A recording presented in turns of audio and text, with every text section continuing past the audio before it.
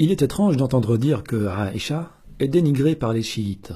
Dénigrer, c'est rabaisser la réputation de quelqu'un, la noircir, à travers des calomnies, des accusations fallacieuses. Ça peut aller jusqu'à inventer des mensonges sur le dos d'une personne pour la rabaisser. Mais dites-moi, tout ce qui est dit sur Aïcha, provient-il de nos fantasmes et notre imagination? Ou provient-il du Coran et de vos livres considérés comme étant les plus authentiques? Le fait que Aïcha se soit mouillé le corps devant un inconnu comme montré dans cette vidéo, provient-il de nos allégations? Ou provient-il du Sahih al-Bukhari qui est un de vos livres les plus respectés? Dès lors que nous ne faisons que lire ce qui a déjà été écrit, traduit et confirmé par vos savants, qui dénigre réellement l'image de Aïcha? Il y a deux choix possibles. Soit ce sont vos savants, et dans ce cas, pourquoi ne pas vous désavouer d'eux pour protéger l'image de celle qu'ils dénigrent? Soit Aïcha a réellement commis ces actes, et dans ce cas, pourquoi ne pas vous désavouer d'elle pour protéger l'image du prophète sallallahu alayhi wa sallam? En fait, nous avons l'impression que vous lui avez accordé le totem d'immunité, au point que même si elle commettait un grave péché devant vos yeux, vous mettriez non pas Aïcha sur le banc des accusés, mais le péché lui-même. Vous lui accordez en réalité une espèce d'infaillibilité sans même vous en rendre compte. Et ceci va à l'encontre du Coran. Regardez. Ô femmes du prophète, celle d'entre vous qui commettra une turpitude prouvée, le châtiment lui sera doublé par 2 fois. Et ceci est facile pour Allah. Que vous montre ce verset? Il vous montre que les épouses du prophète, sallallahu alayhi wa sallam, ne sont pas immunisées contre la turpitude, contre le péché, et qu'il est donc probable qu'elles en commettent. Et il montre aussi que si elles en commettent, elles ne seront pas exemptées du châtiment y étant liées. Plus encore, elles seront châtiées 2 fois plus que n'importe quelle autre femme. Mais vous prônez le contraire. Si vous découvrez un semblant de péché commis par Aïcha dans vos propres textes, vous allez lui accorder l'immunité en remettant en question le texte, la traduction ou la compréhension de celui qui le lit, ou vous allez vous transformer en psychothérapeute spatio-temporel pour revenir 1400 années en arrière, vous infiltrer dans le subconscient de Aïcha et argumenter par cette injonction célèbre « Ah, mais ce n'est pas ce qu'elle a voulu faire, ce n'est pas ce qu'elle a voulu dire, elle a plutôt voulu faire ceci ou elle a plutôt voulu dire cela », comme si vous étiez des analystes de conscience et d'intention. Allah nous dit clairement que les épouses prophétiques peuvent commettre des péchés et qu'elles seront châtiées pour les péchés commis par 2 fois. Ce qui veut dire qu'elles ne sont pas immunisées contre le péché. Ce verset ne prouve pas qu'elles en ont commis, il prouve simplement qu'elles peuvent en commettre. Et la question mérite d'être posée. En ont-elles commis? Le Coran va nous répondre. Lorsque le prophète confia un secret à l'une de ses épouses et qu'elle l'eut divulgué, et qu'Allah l'en eut informé, celui-ci en fit connaître une partie et passa sur une partie. Puis, quand il l'en eut informé, elle dit « Qui t'en a donné nouvelle ?» Il dit « C'est l'omniscient, le parfaitement connaisseur qui m'en a avisé. » Si vous vous repentez à Allah, c'est que vos cœurs ont fléchi. Mais si vous vous soutenez l'une l'autre contre le prophète, alors ses alliés seront Allah, Gabriel, et les vertueux d'entre les croyants, et les anges sont, par surcroît, son soutien. Nous voyons à travers ces 2 versets 2 péchés commis. Dans le premier, il s'agit d'une de ses épouses qui a révélé un secret que le prophète lui avait confié. Et dans le second, il s'agit de 2 épouses qui se sont soutenues l'une l'autre contre le prophète sallallahu alayhi wa sallam. Elles se sont mises, je le répète, contre le prophète. Est-ce que vous vous en rendez compte? 2 épouses. Alors, quoi? À qui allez-vous donner le totem d'immunité cette fois-ci? Au Coran? Au prophète? Ou à ses épouses en disant qu'Allah les dénigre et qu'il s'agit de calomnie, de blasphème et j'en passe? Ces versets que nous sommes en train de lire, ils ont été rajoutés par des chiites? Par moi-même? Ou par Ibn Saba peut-être? Qui sait? 2 épouses se sont soutenues l'une l'autre contre le prophète. Qui sont-elles? Sahih al-Bukhari, volume numéro 3, hadith 4915. Ibn Abbas a dit « Je désirais questionner Omar au sujet des 2 femmes qui s'étaient entendues contre le prophète. Je demeurai 1 an sans en trouver l'occasion, Puis j'étais parti avec lui pour faire le pèlerinage. Au retour, arrivé à Zahran, Omar, qui était allé satisfaire ses besoins, me dit « Donne-moi de quoi faire mon ablution ». Je lui apportai un récipient et lui versai de l'eau. L'occasion me paraissait favorable et je lui dis « Ô prince des croyants, quelles sont donc les deux femmes qui s'entendirent contre le prophète ?» Je n'avais pas achevé ces mots qu'il me répondit « Aïcha et Hafsa ». Oh, blasphème, abomination! Est-ce un dénigrement de ma part? S'agit-il du Sahih d'Ababois? Non, il s'agit du Sahih d'Al-Bukhari. Et cette narration est relatée également dans le Sahih de Muslim, dans Kanz al-Ummal, dans le Tafsir d'Ibn Kathir, dans le Tafsir d'Al-Tabari, dans le Tafsir d'Al-Qurtubi, dans le Tafsir d'Al-Baghawi, et j'en passe, et j'en passe, et j'en passe. Aïcha et Hafsa se sont donc soutenues l'une l'autre contre le prophète, sallallahu alayhi wa alihi wa sallam. Elles se sont mises dans le camp opposé au prophète, sallallahu alayhi wa alihi wa sallam. Est-ce une turpitude ou est-ce un bienfait? Si c'est une turpitude, ne sont-elles pas châtiées 2 fois, comme le dit ce verset? Et si c'est une turpitude, cela ne prouve-t-il pas que certaines épouses du prophète, sallallahu alayhi wa alihi wa sallam, peuvent commettre des péchés et en ont effectivement commis? Mais je sais ce que vous allez dire. Vous allez leur donner le totem d'immunité encore une fois et me citer le verset suivant en disant « Elles se sont repenties de leur acte ». Si vous vous repentez à Allah, certes vos cœurs ont fléchi. Et si vous vous soutenez l'une l'autre contre le prophète, alors ses alliés seront Allah, Gabriel et les vertueux d'entre les croyants, et les anges sont par surcroît son soutien. Analysez bien le verset avant de le mettre en avant. Il ne dit pas que Aïcha et Hafsa se sont repentis. Il dit « si vous vous repentez ».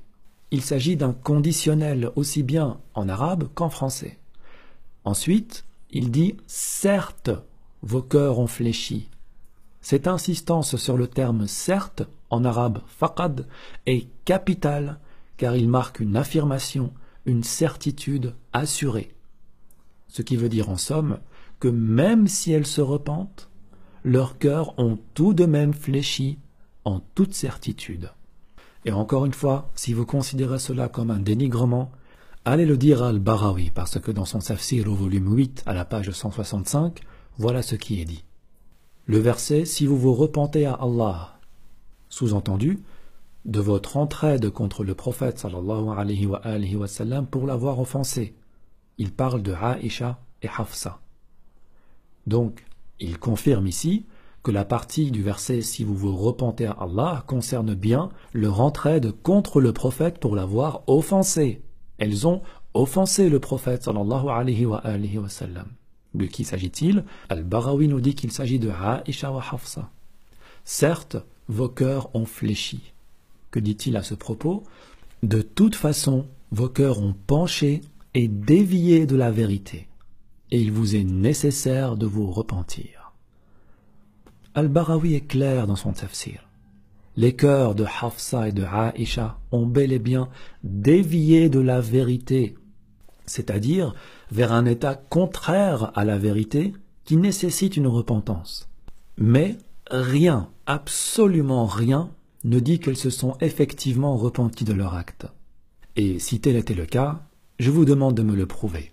Et ne me sortez pas les versets de la sourate An-Nur, car il s'agit d'un autre épisode avec un autre contexte. Là, je vous demande une preuve de la repentance de Aïcha et Hafsa pour avoir fait ce qu'elles ont fait au prophète, c'est-à-dire l'offenser. Et pour clore la discussion, penchons-nous sur Ibn Mas'ud. Tafsir al-Qurtubi, volume 1, page 94. Omar ibn al-Khattab a dit « J'étais avec le messager d'Allah sallallahu alayhi wa sallam et Abu Bakr et d'autres, et nous passâmes chez Abdallah ibn Mas'ud qui était en train de prier. Le prophète sallallahu alayhi wa sallam dit « Qui est celui qui récite le Coran ?» Et on lui répondit « Il s'agit de Abdallah ibn Mas'ud Abd. » Il dit « Abdallah récite le Coran aussi proprement que lorsqu'il fut révélé. » Et certains savants disent la signification de « aussi proprement que lorsqu'il fut révélé » est « Il récitait le Coran selon le premier harf révélé au prophète, sans les 7 harfs qui lui ont été enseignés. Ibn Mas'ud fut donc un des meilleurs récitateurs du Coran, celui qui le récitait de la manière la plus propre. Ce n'est pas moi qui le dis, c'est un de vos plus valeureux savants dans son propre tafsir. Et comment récitait-il justement le verset 4 de la sourate 66? Tafsir al-Tha'alabi, volume 5, page 451. Vos cœurs ont fléchi veut dire qu'ils ont dévié. La flexion est la déviance. Et dans la lecture d'Ibn Mas'ud, certes, vos cœurs ont dévoyé. Ici, Ibn Mas'ud le lit zarat au lieu de sarat. Zarat veut dire dévoyer. Sarat veut dire fléchir. Le tafsir continue en disant « Et le dévoiement est la déviance vers ce qui est contraire à la vérité ». La lecture d'Ibn Mas'ud est la plus contemporaine de la révélation coranique, étant donné qu'il ne prend pas en compte ce qui aurait été enseigné ensuite par l'ange Gabriel au prophète. Il s'agit donc d'une des lectures les plus authentiques. Et que nous révèle-t-elle? Les cœurs de Aïcha et Hafsa ont dévoyé, c'est-à-dire qu'ils se sont détournés du droit chemin pour aller vers l'égarement, la perversion et la dégradation. Allez-vous dire qu'Ibn Mas'ud dénigre Aïcha et Hafsa? Allez-vous dire que la révélation coranique dénigre Aïcha et Hafsa? Allez-vous dire que Allah dénigre Aïcha et Hafsa? Je ne fais que lire ce qu'il y a dans vos sources. Certains de vos savants, et peut-être vous aussi, pensent que vos cœurs ont fléchi n'est pas un reproche bien grave, et que cela fut vite oublié et pardonné. Et ils tentent de répandre cette idée afin de vous la faire accepter comme une vérité et de vous pousser à oublier cet incident en apparence sans grande importance. Ils oublient peut-être que certains tabi'in, c'est-à-dire la génération qui a connu des compagnons du prophète mais sans connaître le prophète, pensaient exactement la même chose, donc que ce n'était pas un reproche bien grave, jusqu'à ce qu'ils entendent la lecture d'Ibn Mas'ud. Tafsir al-Tabari au volume 23, page 93. Vos cœurs ont fléchi. Il dit, vos cœurs ont dévoyé. Il dit, vos cœurs ont transgressé. Mujahid dit, nous pensions que vos cœurs ont fléchi n'était pas une affaire bien grave. Jusqu'à ce que nous entendîmes la lecture d'Ibn Mas'ud, vos cœurs ont dévoyé. C'est en entendant la lecture d'Ibn Mas'ud que ses compagnons et ses tabi'in se sont rendus compte qu'il s'agissait de dévoiement et que l'affaire de Aïcha et Hafsa était bien plus grave qu'ils ne le pensaient. Allez-vous dire que les compagnons et les tabi'in dénigrent Aïcha et Hafsa? Arrêtez donc d'essayer de discréditer le fait que Aïcha et Hafsa furent de sages petites filles et qu'elles le sont restées jusqu'à la fin de leur jour. Arrêtez de jouer à la carte de la victimisation ou du dénigrement lorsque même Allah et son prophète témoignent de leur égarement. Qu'allez-vous faire? Renier le Coran en disant qu'il les dénigre? Renier les tafsirs en disant qu'il les dénigre?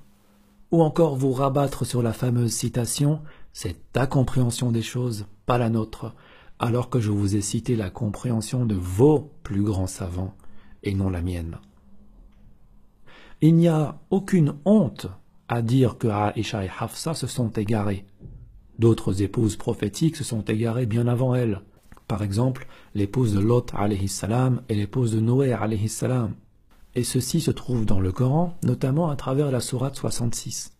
Dans toute cette histoire, et je ne vous en ai montré qu'une petite partie, je ne vous ai pas fait part des nombreuses occasions à travers lesquelles Aïcha et Hafsa se sont positionnés contre le prophète sallallahu alayhi wa sallam et se sont positionnés contre Allah subhanahu wa ta'ala. Qui est le réel dénigreur?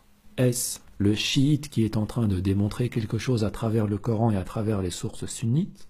Ou est-ce le sunnite qui calomnie en disant que le chiite invente des choses sur Aïcha et la dénigre? En réalité, tout est écrit dans le Coran et dans les hadiths. Il suffit de